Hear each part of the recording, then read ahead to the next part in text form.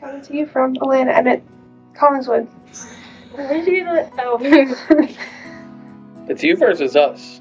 Well, today on the podcast, we have a very special episode. We have some of the young adults who went on the Passion Trip this year in 2025 and went down to Atlanta to participate in the Passion Conference. And so, who do we have here today? Me. Samantha Hamrick. Kirsten Berger. Erin Dixie. For those of you who went not for the first time, why'd you go back this year? I went again this year because I had a good time last year, and it's very fruitful to spend time with everybody and seeing other believers worship with you. I went this year. I wasn't planning on going, but then I was able to go because someone backed out, so I got the opportunity to go again. And you took it. Why'd you take it? Because I enjoyed last year, and I wanted to gain some new information, knowledge. I don't know if that's the right words. First time, she's nervous.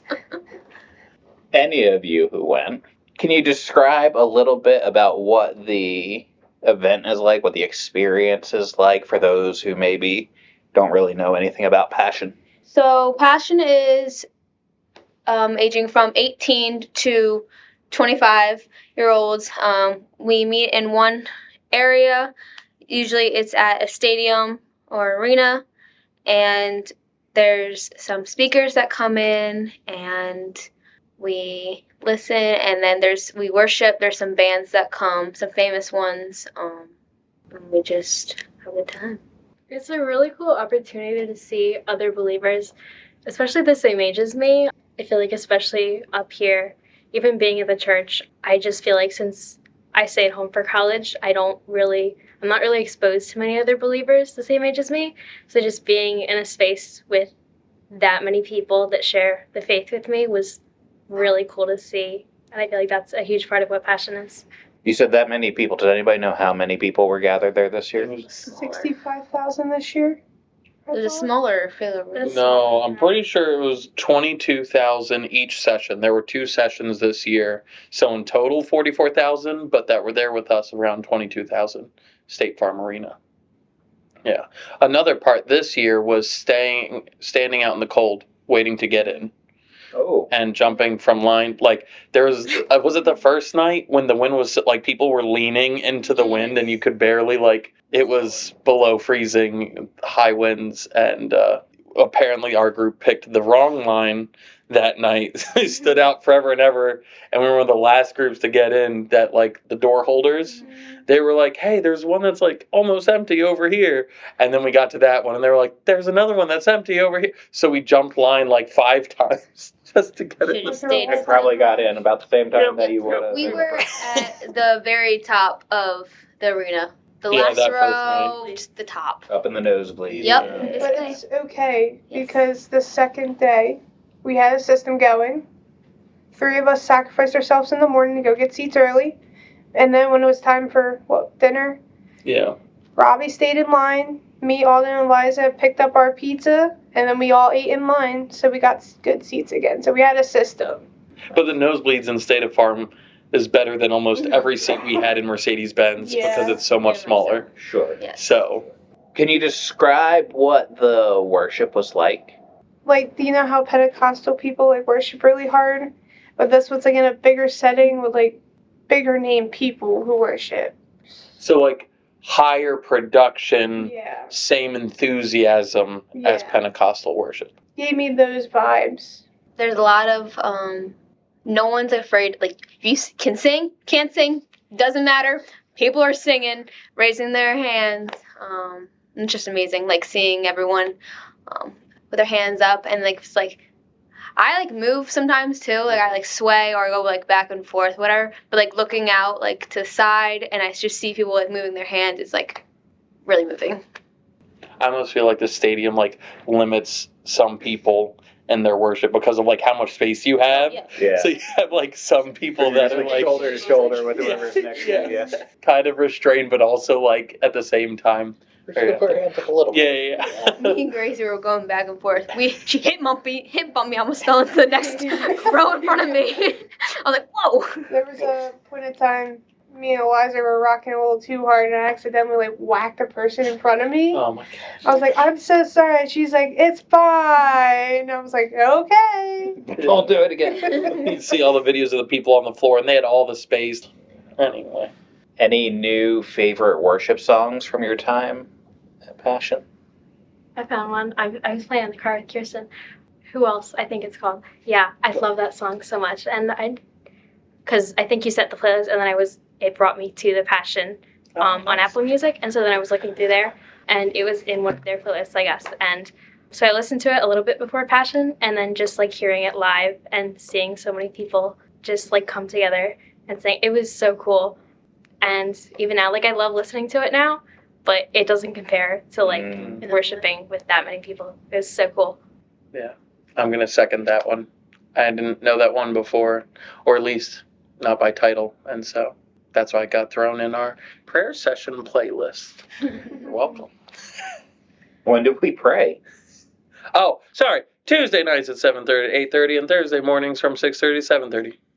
Incredible. That's our sponsor. What about you guys?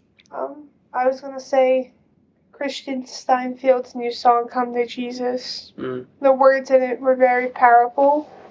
Like some of the words are like, there's room for us all at the foot of the cross, about coming to Jesus. And then the first night was Worthy of It All, because it's such a long song, but it's just so good. Yeah. You like, Classic. it's a classic. Sam Pam classic. I don't know if this is the title, but it's part of the song, The Lord Will Provide. Mm-hmm. The Lord will provide. It's a passion song. Yeah, And that's that it. was my favorite one. That was towards the last day. We did it twice. We did it twice. Yeah. Maybe that's why And I the like it, last because day we did it they- again. I knew the words. They had the and- lady with the fancy voice. Yeah. Yeah. No, Yeah, I like that's that one. good. The girl that sang it, her voice that day was so powerful, and it was amazing. She can sing. Oh, I was also gonna say the night Crowder performed, his new song "Somebody Prayed" was really good because he gave like a short testimony about his dad having like organ failure, and just the words in it were so powerful. Yeah. Nice. It was really good. Who were some of the speakers who were there this year? Jackie Hill. Jackie Hill Perry. She was great. Earl, because we didn't get Sadie because she Earl had the McClellan. flu. Yep. Louis. Louis Giglio. Levi. Levi Lesko. Ben Stewart, Ben Stewart. Yep. and I forget the other bald guy's name. And because he was the draggy honest potentially, and he has a weird name. It's like Claudius Levitt, something with a C. I want to say it's Levitz is the last name, but maybe it's in Gracie's notes. Clearly, he didn't make that big of an impact. We can. No. I know the 7 points.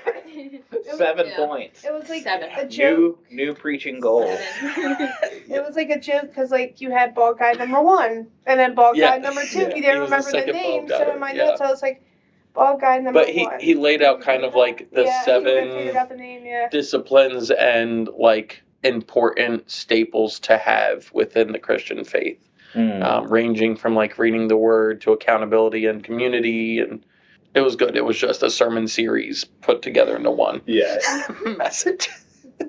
And what were maybe some of the teaching highlights for you guys, whether it was something somebody said or something God said to you as someone else was teaching? I don't know if I can just pick one. They were all pretty good.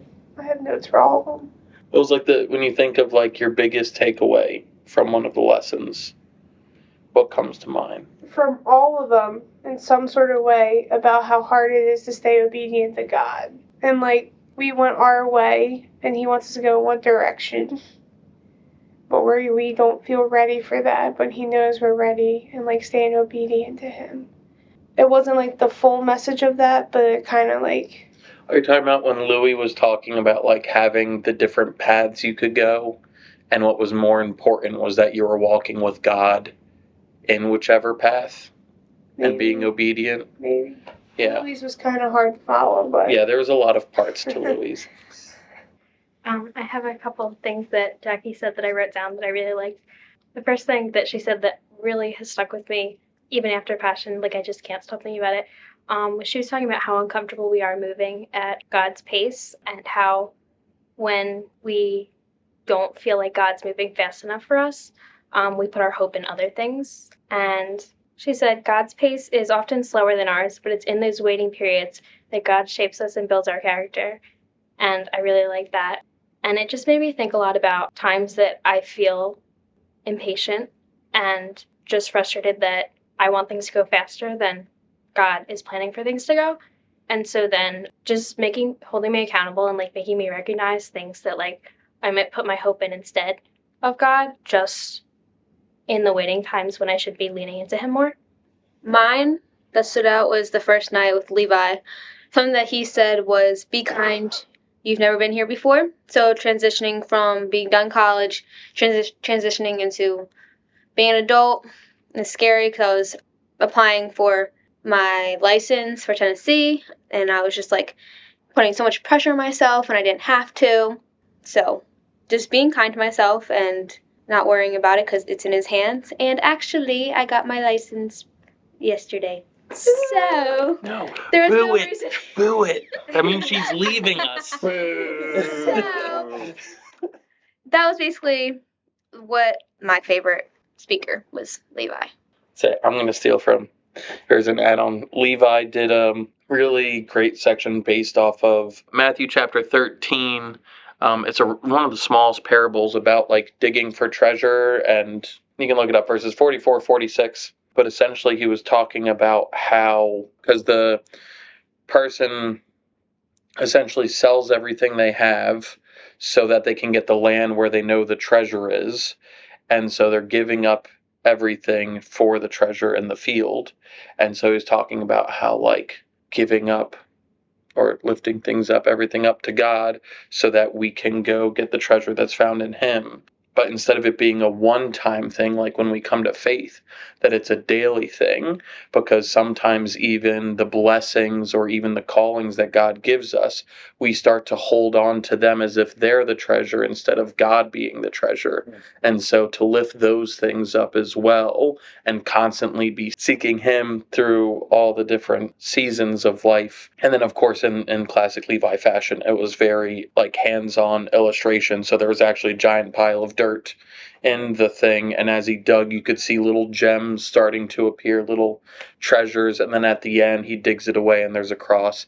He always finds a cross. Last year was a trash pile, this year this year is in the dirt, but I'm glad that he always points us to the cross. That was a really, really incredible part, because he shared kind of his time in ministry where he's like, oh, I started to take being the young pastor or like getting this title or this whatever and like enjoying that more than I was enjoying God, or feeling like I was more attached and connected to that than I was seeking after Him. And so it's really good. I was going to say for Levi's, towards the ending in the middle, he talked about there's 3 different phases in the building, and that was to open your container. Oh, yeah. Build the container. Yeah, build your container, Fill it. And then give it away, or prepare to give it away, something like that. And he kind of went through like different stages and showed us like with his dad. Like last year when we were at the Bends, his dad apparently had cancer really bad, and he showed a picture of him. He knew that he was like really sick, but he was still able to stand up and raise his hands with worship. And basically, like, there's gonna come a time and day where like that container's gonna be closed. Yeah, he was talking about how he was kind of going through a midlife crisis, and like his father recognized that passion. It was the next generation that was going to carry on the faith. And so it's not like you work your whole life for you to get the glory or you to, whatever, because you're just going to pass along.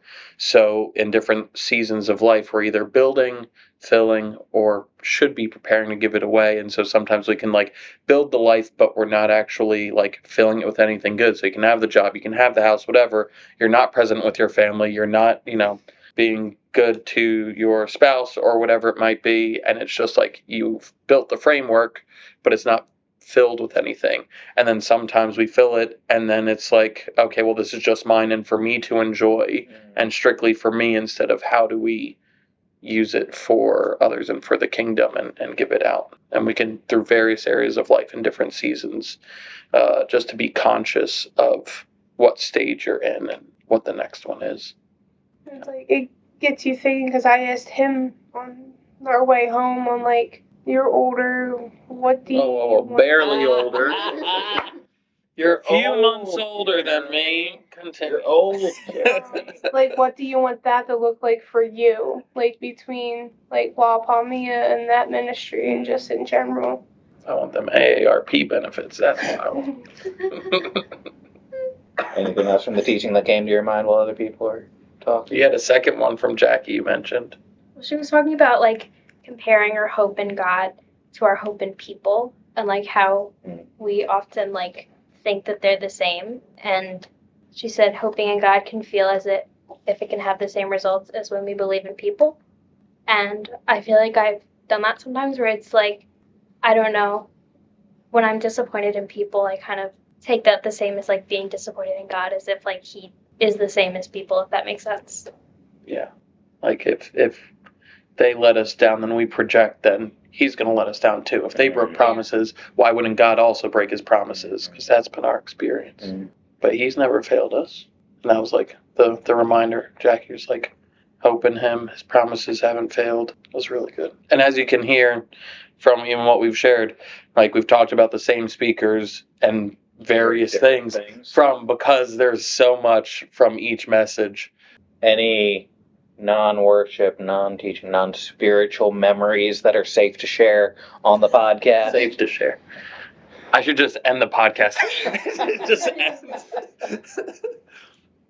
Jeremy did really well in the band game that we played. You like, I got crash the second. band I got game. second. wait, I can read off. I got second. No, we have a road trip game. I think it's literally called Road Trip Game. It's like a green box of cards, and so it's like, how many miles do you think until our next stop? Yeah. Next person that says they have to pee gets a point deducted. If you see roadkill, you get a point, and that kind of stuff. And I might have dominated. But to be fair, some of the cards are very driver Yep. focused. You do have to pay attention in it. So it's like, who's driven the most this trip? Moi. Who's doing navigation? Moi. Who's in charge of the playlist? Moi. Like, yeah. Share the love, Jeremy. I told them, I was like, y'all can navigate. Y'all can do the playlist. I didn't say you couldn't. It's just how it ended up being. Sam's like, read those scores. Okay. Jeremy won with 37 points. Sam got second with 22. Yes. Eliza got third with 16. Gracie got fourth with 14, and I lost with 12. That did make time go very fast, because we had like 2 hours and then it went by pretty quickly. Yeah. So. I was gonna say, Good. yeah, the drive back didn't feel as horrible, but I think it's because at least you admitted it. But on the way back, me, Eliza, and Sam had like a really good 2-hour conversation. That was good. 2 out of 12. Well, like even That was our best 2 hours in the van. Yeah. oh, my favorite part was when Jeremy was in the back so he can get some sleep, and Sam was like, "Jeremy, go to sleep," and he never did. But I got a break, which is my first year. Because usually do like 15 hours on the road day one, starting at 3 a.m. We don't sleep for multiple nights and then do it all over again in one shot. And this year we were able to leave a little later, so I got a full night's sleep. Stopped in North Carolina, so it wasn't as intense. And then so it felt so much easier this year, which was great for me as a driver. I would say one of the dumbest things, but like it just got less funny and somehow funnier over time, was What's the Point? We played a card game called What's the Point with cactuses, and I forget why the game became so nonsensical while we were playing it in North Carolina. But at one point, I just kept saying, like, now you may be asking yourself, What's the point? And Alden would, like, come in as, like, a 90s sitcom character and he'd be like, what's the point? With, like, jazz hands. And so then throughout the trip, multiple people would just randomly be, no matter the circumstance, you may be asking yourself. And then someone else from the group would just jump in and be like, what's the point? So it was really dumb, but I enjoyed. I love a running joke. I was gonna say also, the way Gracie tries to time in her head, it was hilarious.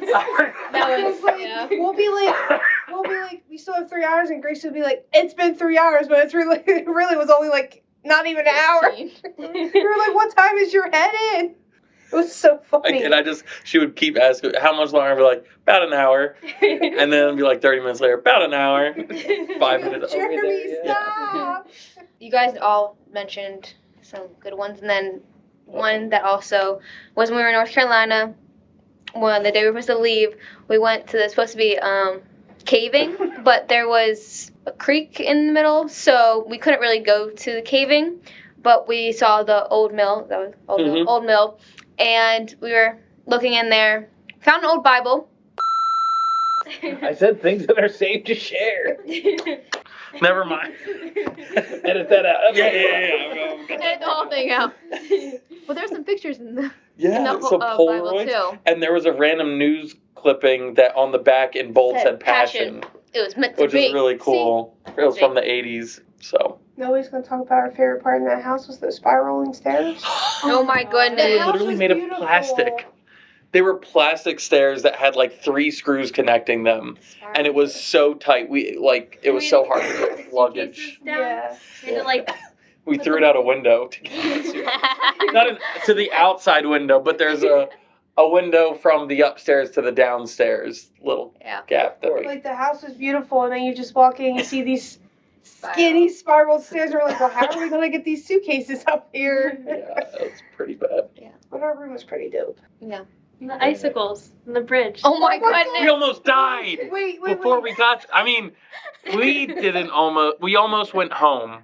I should phrase it like that. Yes. So, on the way down, at a time that we needed to stretch our legs and go to the bathroom, we went to the Natural Bridge, famous spot in Virginia. Beautiful. George Washington was supposedly there. And we went down, we hiked down to underneath the bridge. And because it was frozen, there were icicles underneath the Natural Bridge. And jokingly, I was like, what if they fell down and just impaled one of us? What a crazy way to go. And then there's no, like, evidence of that. And as we're walking under, one far away falls into the river, and we run and we get to the other side, but we have to run backwards to get back to the van. And so we started walking. Who was it that almost got hit? Me and Eliza. I was walking with Eliza. Everybody was like in front of us past. And Eliza and me are walking, and I was like, look how beautiful. And next thing I know, crash. And Eliza starts running to me and grabs me, and we both go, ah! Literally, what, like 3 to 5 feet in front of you? Yes. On the sidewalk. And then Yeah. Eliza goes, death by icicle to me. I go, why did you run towards me? She goes, if I die with somebody was closest. You're the closest one. And I was like, okay. So then they would like hype themselves up and then ran underneath it with their hands above their head. Yeah. But it was just funny because like Rebecca's over there taking pictures and they're just walking. Next thing you know, you just hear Eliza scream, and then she screams, so I scream. That's that I told. Yeah, the way up there was Pretty interesting. I told Eliza, said that was our bonding moment from like being a youth student to a college student. When you almost die with people, it tends to bond them, So. which is why I drive. Mhm. The feeling. So you can bond. Yeah, so everyone can bond. I did great. And Scott, you missed a lot. Apparently. There's a reason I don't go on these trips. Behind the scenes. Anything that I didn't ask about that you wish I'd asked about? Oh, I was gonna joke and be like, did anybody find true love? But that passion. Gracie almost did Gracie with that found Pennsville somebody. guy. She found a Pennsville guy. Yep. The first night we were in the wind, and they were like, where are you from? And we were like, New Jersey, and we were saying where we were from, and the dude just comes with that group and goes, no way, I'm from Pennsville too. Yeah. And Gracie's like, really? So am I. I had to break it up a little bit because we were starting to move up. I was like, come on. I kind of broke up the conversation. Sorry. And that's why Gracie's not married. Yeah. 40 years from now, she'll still blame you. If you're 18 to 25-year-old, do it. Oh, you mean go to Passion? Yeah. Oh, They meant like call Gracie because she's single. Sorry, out of context. Go to Passion. Go to Passion. Next year it is in Texas, not Atlanta like it usually is. It's in Texas. So Yeehaw. Anything else y'all want to add? About to put out an ad for Gracie. So Gracie, Make the profile pic of the podcast her profile. That's so Sam doesn't get blamed the rest of her life for it. She's got to make up for it with an ad. Gracie can't even defend herself. Messed up. Well, the part that I cut out of the last podcast is I thought this year was like the best group dynamic we have ever had. Every person in every trip brings something to the table, but this one I felt you could put by the end, or even like halfway, any person with any other person in the group, and you'd blend well and you could talk and get along and communicate. It wasn't like just like, oh, I like only know these 2 or 3, and so I kind of stick with them the whole time. Like everyone just blended so well together, and it really just made such, like when we had family meetings at night, it felt like a family meeting, which was great. And so incredible dynamic. So God just provided and used that to facilitate conversations like that in the van on the way back. And God, it was good. Well, that's our conversation for today. But that doesn't mean the conversation is over. We'd love to hear your thoughts on these topics as well. To ask a question about anything we've discussed in this episode or to join the conversation, you can head over to fumccollingswood.org/podcast. Thanks for being part of this conversation.